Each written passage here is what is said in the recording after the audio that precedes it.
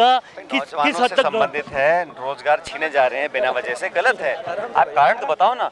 5000 लोगों की नौकरी आप खत्म कर रहे हो बिना कारण बताए, गलत है। आपको राजीव गांधी के नाम से परहेज है, आप नाम बदल दो, सब लोग कह रहे हैं। लेकिन इस तरह से लोगों की नौकरी लेना, छीन लेना गलत है।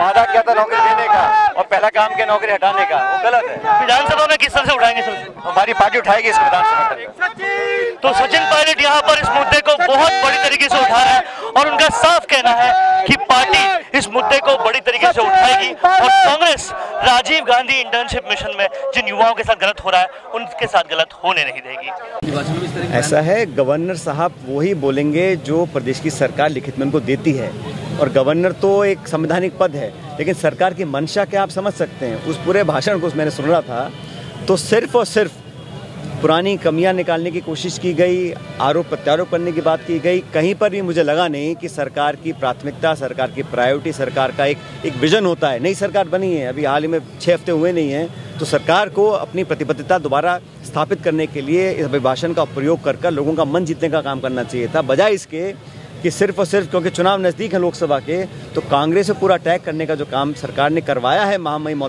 गवर्नर के माध्यम से, वो मैं गलत मानता हूँ। बहरहाल मेरी प्राथमिकता तो ये है कि ये जो बेचारे नौजवान यहाँ बैठे हैं इतने दिनों से, इनकी बात को सुना जाए और इन लोगों की नौकरी को दोबारा बहाल किया जाए। ये तो खुद कह रहे हैं कि आपने जो इंदिरा जी के नाम पर योजना थी उसका नाम आपने अन्नपूर्णा कर दिया, कम से कम योजना बंद नहीं करी। लेकिन ये जो नौकरियाँ 5000, इसे कह रहे हैं कुछ भी करें लेकिन लोगों की नौकरी नहीं जानी चाहिए, इनका मानना, इनकी मांगों का समर्थन करता हूँ। सर, जिस तरह पर्ची आई दिल्ली से और मुख्यमंत्री की नाम की घोषणा हुई, तो वैसे ही क्या राज्यपाल को भी कि जो प्रदेश की कैबिनेट भाषण तैयार करती है उनको वही भाषण पढ़ना पड़ता है, लेकिन प्रदेश की सरकार की मंशा राजनीति करने की है, कांग्रेस को बुला भरा कहकर लोकसभा में अपना नंबर बढ़ाने की कोशिश कर रहे हैं। लेकिन जो प्रेजेंट जो देश में हालात हैं उससे नौजवान चिंतित है, उसका जीता जागता उदाहरण आप यहाँ जयपुर में देख रहे हैं शहीद स्मारक के अंदर। अब आपको मिल सकती है लाइव चैनल में काम करते हुए पत्रकारिता की डिग्री।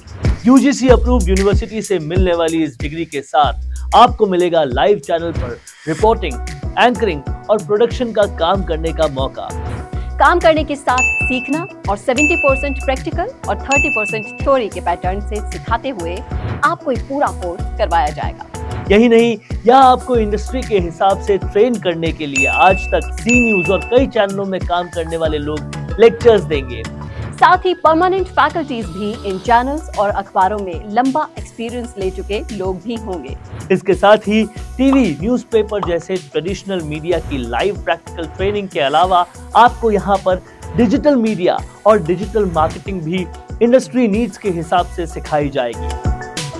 तो केवल रटना लिखना नहीं, बल्कि इंडस्ट्री जैसा टैलेंट चाहती है, उसकी प्रैक्टिकल एजुकेशन के साथ कीजिए मास कम्युनिकेशन और जर्नलिस्ट या मल्टीमीडिया एंड एनिमेशन की BVOC डिग्री।